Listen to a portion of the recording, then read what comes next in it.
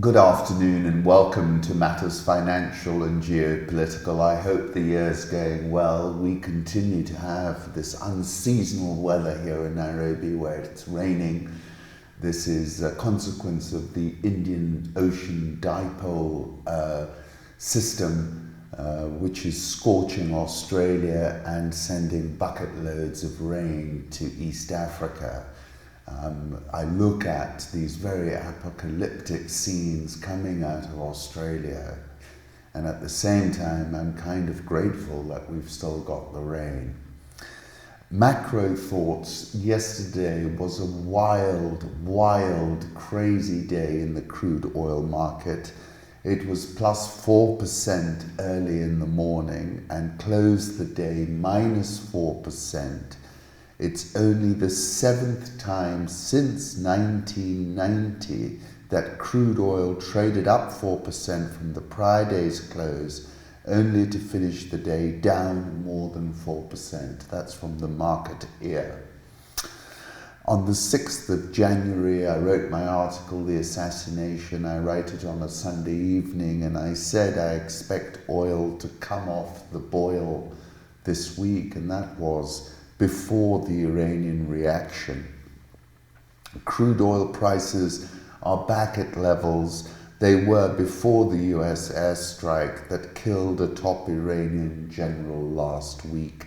This chart is via Bloomberg. Northman Trader, who's a very witty person I follow on social media, tweeted, "Do the guys that launch rockets consult technical charts?" Have a look at the chart that he posted. Home thoughts. This is from my daughter Aisha. We visited the Maasai Mara in the early new year, and Nishith tweeted it, "A lioness does not need to roar to keep the crowd in awe." That is an African proverb, apparently. Perveen Kaswan, who I follow and is in India, is a conservationist, tweeted a photograph of about 70 elephants, and I tweeted this short video in response of a rather grand old boy you can see coming towards us. They are the most gentle elephants in the Mara, compared to a place like Meru or Savo, where they've got it imprinted in their heads that man tends to shoot them, so they tend to be a lot wilder. But in the Mara, these elephants feel very secure, and therefore they come right up to you practically. In one case, we thought one was greeting us. I like this from a real Mim, The Simple Life. And indeed, there are times when the simple life looks a very attractive one. This was a shot of the moon I took on my iPhone yesterday around dusk, and it looked rather fabulous. Political reflections. Trump took the off-ramp that the Iranians afforded him by not killing any Americans with its missile strikes. Tomorrow, honestly, who knows, writes Silitza at CNN. Rather presciently, in about an hour before Trump spoke, Pepe Escobar wrote an article for Consortium News, Trump to de-escalate Intel source. It is most unlikely, and put it in your mind that he wrote this before Trump's the rather addled speech. It is most unlikely Trump will escalate at this point, and this could provide him with the opportunity to leave the Middle East, except for the Gulf states. Trump wants to get out, a US intelligence source says. Trump will de-escalate the crisis with Iran when he speaks to the nation at 11 a.m. On Wednesday, a US intelligence source has told me. Last night, Iran retaliated for the assassination of Major General Qassem Soleimani with missile strikes on 2 US military bases in Iraq. So far, there have been no casualties reported. As E.J. Magnier noted, this is one of the very few occasions when a sovereign country has retaliated and taken full responsibility for that retaliation. Iranian Foreign Minister Javad Zarif said that the ballistic missile strikes launched from Iran completed Tehran's military action. It is now up to Trump to determine whether the crisis will continue. A top US intel source sent me this analysis in response to a detailed question. It is most unlikely Trump will escalate at this point, and this could provide him with the opportunity to leave the Middle East except for the Gulf states Trump wants to get out. The fact that Israel would be hit next by Iran as promised, among others, by the IRGC, as well as Hezbollah's Secretary General Hassan Nasrallah, will probably cause them to pull back and not order Trump to bomb Iran itself. DEBKA-Mossad acknowledged that Iran's offensive missiles cannot be defended against. Its secret is that it hugs the ground, going underneath the radar screens. The source is referring to the Hoveze cruise missile with a range of 1,350 kilometers already tested by Tehran. The key question here is what happened to the Patriot missile system for these bases who were on high alert, assuming this is not similar to Trump's missiles hitting empty buildings in Syria after the chemical false flag operation. I saw no report that any defense missile was working, which to me is very significant. According to my source, who is very close to the Qatari royal family, Trump actually sent a message to Tehran via the emir. The message has two layers. Trump promised sanctions would be cancelled if there were no retaliation from Tehran, something that Trump simply wouldn't have the means to assure, considering the opposition from Capitol Hill, and there would be de-escalation if Tehran came up with a proportional response. And that word proportional was used by Zarif and was used by many people. It's sort of, if you're studying linguistics, that word kept cropping up. Iranian Foreign Minister Zarif described the Iranian missile strikes as a proportional response. So, Ali Vaez, quoting Sun Tzu, build your opponent a golden bridge to retreat across, and clearly we saw a significant ratcheting down here. The Pentagon says that Iran intentionally missed US troops at bases. And that took me back to Narendra Modi and Imran Khan's comment about how Modi's reaction was eco-warfare. And I thought to myself, is this the same thing? My article, of course, on the 6th of January called the assassination and in brackets the escalation of the shadow war, and I quoted Blofeld. Kronstein, you are sure this plan is foolproof? Kronstein, read Pompeo, yes it is, because I've anticipated every possible variation of counter-move. Ahead of Trump's speech, the Saudi tanker giant Bahri suspended transits through the Straits of Hormuz. Petrobras and other tanker majors also suspended sailings. That was first squawk. The Strait of Hormuz is the narrow, crucial oil and natural gas shipping choke point.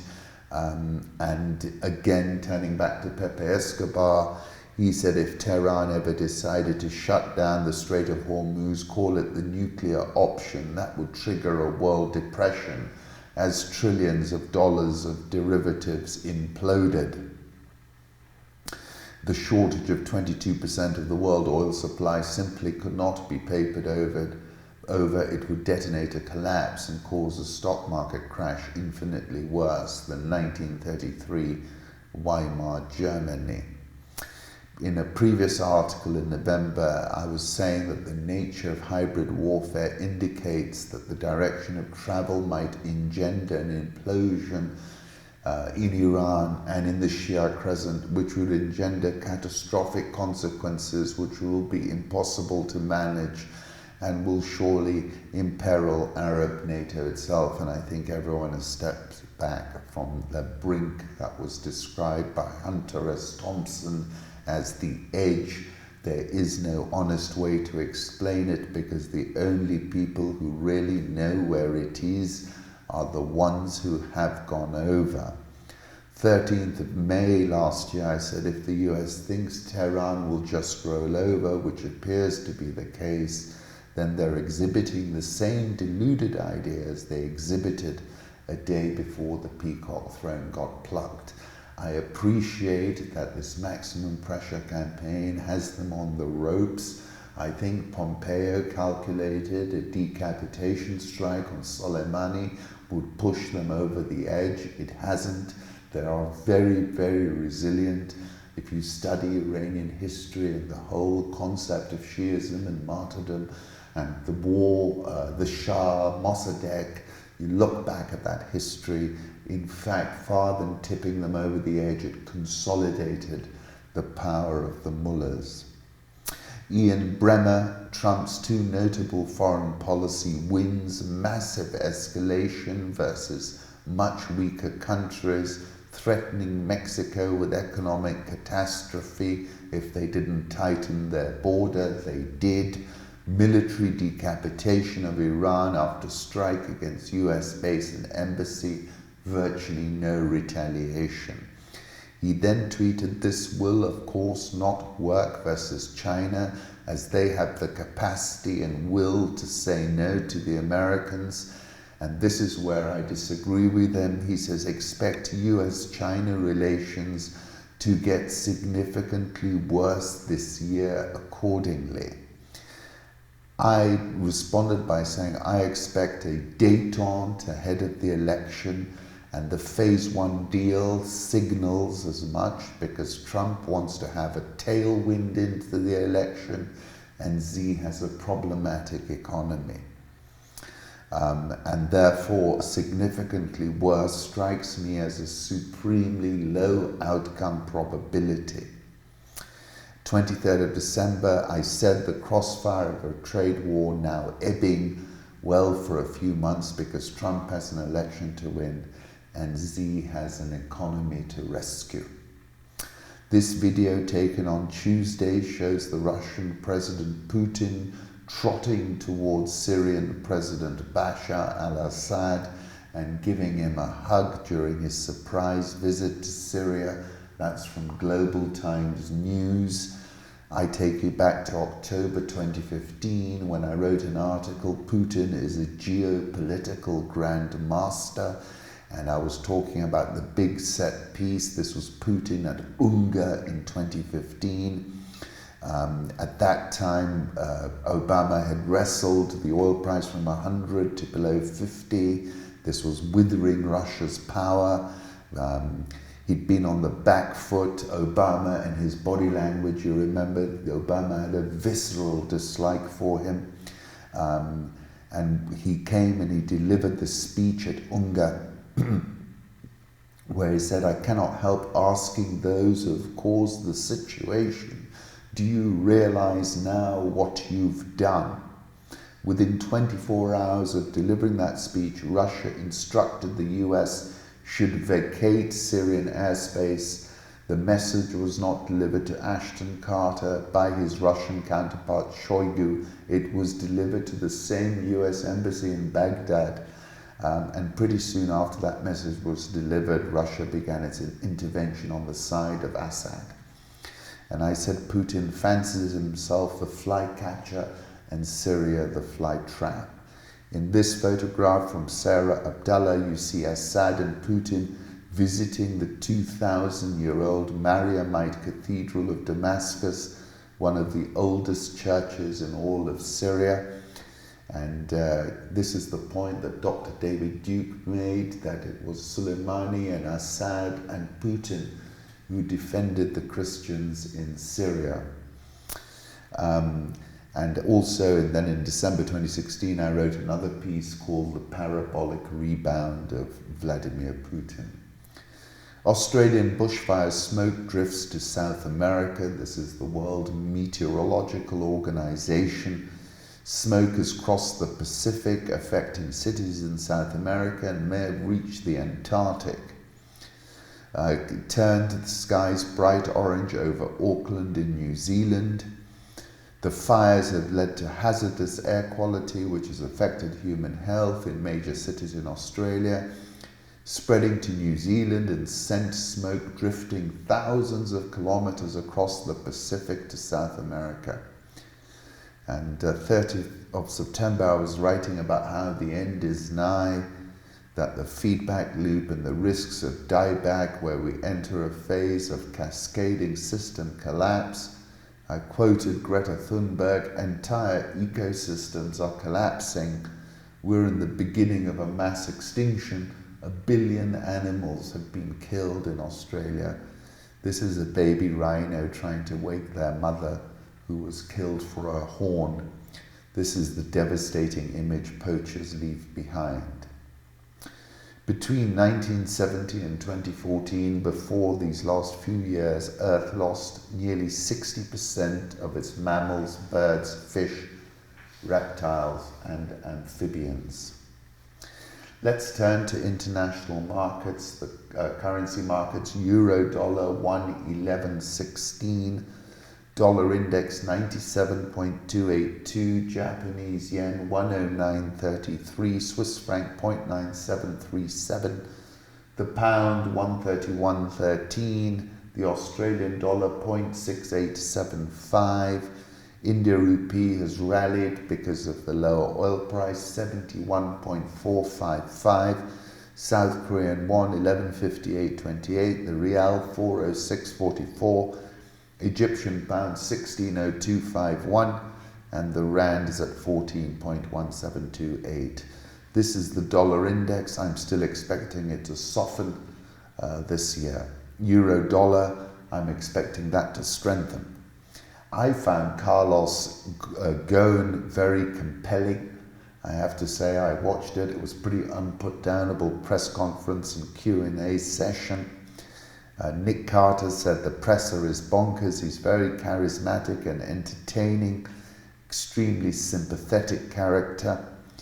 Hervé Gogo, I particularly like this line. I don't have any contract with Netflix on my escape. I reckon he's got one now. The Great Escape, how Carlos Ghosn became the world's most famous fugitive, is a story on Japan Times. He escaped in a box. In Arabic, he said, there is no contract with Netflix. And as I said, previously, Netflix is one of my conviction buys. It was at $271 when I put out that note, and we're nearly at $340 now, and I think we're going over $400. Per request, Tesla weekly RSI 81.5, market cap $85 billion, PEG ratio minus 9.4, quarterly revenue growth minus 7.6%, quarterly earnings growth minus 54% year on year. Northman trader again. October 25, I said I have to commend Elon Musk for teaching the world what a short squeeze really looks like. And let's put aside whether this company is worth that kind of money, but I mean, to execute that kind of short squeeze is quite extraordinary. Gold is trading at 1545 and change. This has come off having touched 1600. Emerging markets, pan-India strike, 250 million workers gear up against Narendra Modi's anti-labour policies, leading a mass agitation against the anti-labour policies of Modi's India. Trade unions representing nearly 250 million workers have called for a nationwide shutdown on Wednesday. There is a growing realization that Modi's mixture of authoritarian nationalism, and hyper-capitalism under the Trumpian slogan of India First is having a devastating impact on the majority, and I think that's a fact. India has cut its growth forecast to the slowest pace in 11 years. It's basically looking for 5% GDP, and there's a lot of skepticism around that number as well. Factory growth hit a 2-year low in October. Power demand fell for the 4th straight month in December. Private consumption expenditure remains subdued, and consumer goods companies have reported a sustained slowdown in sales. The question is, how long do we continue in this funk? As long as the financial system stays in the intensive care unit, the slow growth will last, says Saurabh Mukherjee. I wrote about this severally, but last time on the 2nd of December, I said the politics of ethnocratic nationalism are a bust. GDP figure, I said then, is the weakest recorded under Modi, who first swept to power 5 years ago, promising to take India's economy to new heights and create millions of jobs every year.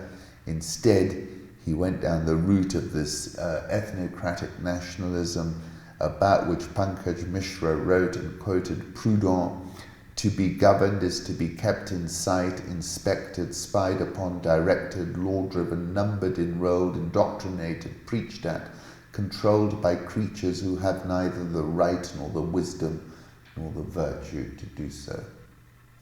Zambia's Victoria Falls are thundering once again. That's from Lukweza Burak. That's good news indeed. 11th of February last year, I wrote an article about Africa and the vision thing. I quoted Macmillan: "The wind of change is blowing through this continent.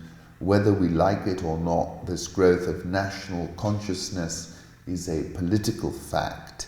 And I said today, that was in February, as we scanned the continent, there are plenty of fluid situations, from Khartoum to Harare and many points in between. Young people are connected to each other and to the world. And I said, so far it is only Prime Minister Abiy who appears to be sketching out a new African political horizon. And I said, this brings me to the vision thing. Where is it? Who's providing it? It's high time we authored it, because this is a born-free generation. And the reason that came to mind was because Andrew W.J. Harding tweeted a shining city upon a hill, Johannesburg, late afternoon yesterday. South African all-shares up 0.42%, dollar rand at 14.1648, Egyptian pound 16.024, EGX 30 is down 3% year to date. Nigeria's stocks are the world's best performers this year in dollar terms, helped by higher oil prices and the central bank crushing rates on T-bills. 9th of December, I was writing about Nigeria and my concern about the amount of hot money that's sitting there. And I said, everyone knows how this story ends. When the music stops, everyone will dash for the exit and the currency will collapse, just not just yet. The bulls are fully back to Nigeria's stock market. Siga and Andrews market gained 3.54%. It's now up 6.41%. Stocks at a 6-month high. Performance largely driven by a 9.33% gain in Dankem. 14 stocks are up more than 8%, longest gaining streak in almost a year. Annual inflation slowed to 7.9% in December from 8.2% in November. That's in Ghana, but look at the chart, they rebased the methodology. Ghana Stock Exchange is minus 0.74% year to date. Kenya last year, the US carried out a record 63 drone strikes in Somalia, and al-Shabab is striking back. That's simply off the charts. The Manda Bay attack is the first al-Shabab has carried out on a US military installation inside Kenya. Among the aircraft destroyed at the Manda Bay base were manned surveillance planes that collect data across the border in Somalia, as well as over Kenya's dense bony forest. So a very deliberate response. The intelligence, including the locations of villages, Shabab leaders and members, is then fed to armed unmanned Reaper drones. And in view of recent US operations, it is no surprise that the group specifically targeted surveillance aircraft on the Manda airstrip. Also reportedly destroyed were aircraft operated by US Special Operations Command and modified Havilland Canada Dash 8 spy aircraft, which carries the US civil registration code N8200L. Stig Jarle Hansen, who's written a book, The Fault Lines of the African Jihad, puts it like this: the attack shows that Shabab is still able to hit Kenya inside its borders and proves they can strike at US personnel. But perhaps the attack mainly illustrates that Shabab can put a dent in the US drone campaign in Somalia. The EARF has deployed to provide airfield security at Manda Bay. This was a pronouncement from US Africa Command. Following a Jan 5 terrorist attack at Manda Bay Airfield, Kenya US service members comprising part of US Africa Command's East Africa Response Force deployed to secure the airfield and augment security. Manda Bay Airfield, a Kenya Defense Force military base, is utilized by US forces to provide training and counter-terrorism support to East African partners, respond to crises, and protect US interests in a strategically important area. The attack of the base began after initial penetration of the perimeter. Kenya Defense Forces and AFRICOM personnel then repelled the al-Shabab attack, involving indirect and small arms fire. Shortly after the EARF arrived at the airfield, the EARF provides a critical combat-ready rapid deployment force, said US Army Major General William Gayler. Their ability to respond to events spanning a vast area of responsibility provides a proven and invaluable on-call reinforcement capability in times of need. Iranian diplomats in Nairobi convened the press yesterday. They even had a slick post of Soleimani printed real quick for a backdrop. They were referencing an article in The Star which was connecting the assassination of Soleimani to the al-Shabab. And really, there is no connection. These are two ideologically polar opposites.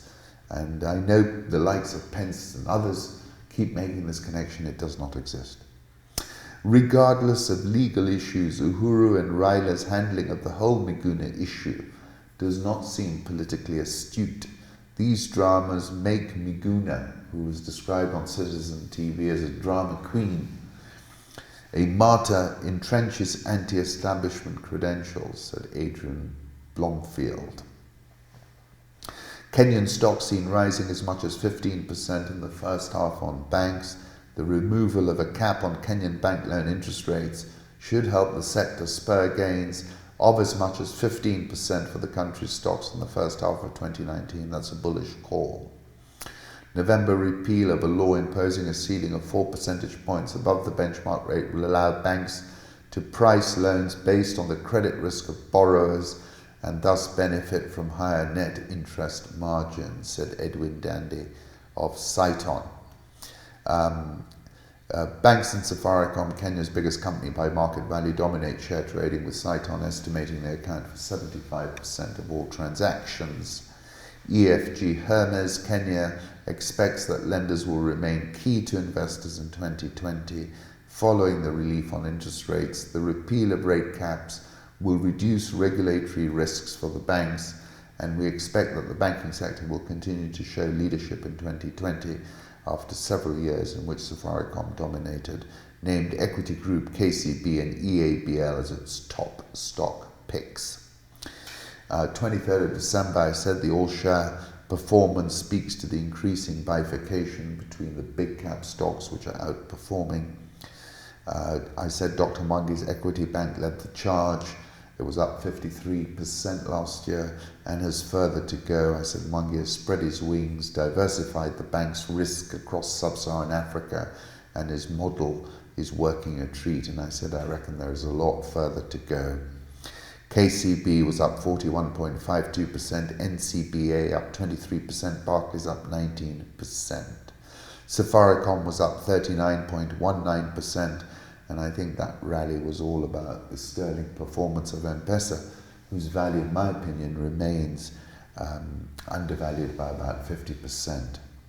National Cement Company, owned by billionaire businessman Narendra Raval, yesterday paid 5 billion shillings to complete its purchase of armed cement assets in Kenya. KCB is providing 3.5 billion in funding towards the acquisition. Nairobi all shares up 0.55% and the NSE 20 is up 0.59%. Thank you.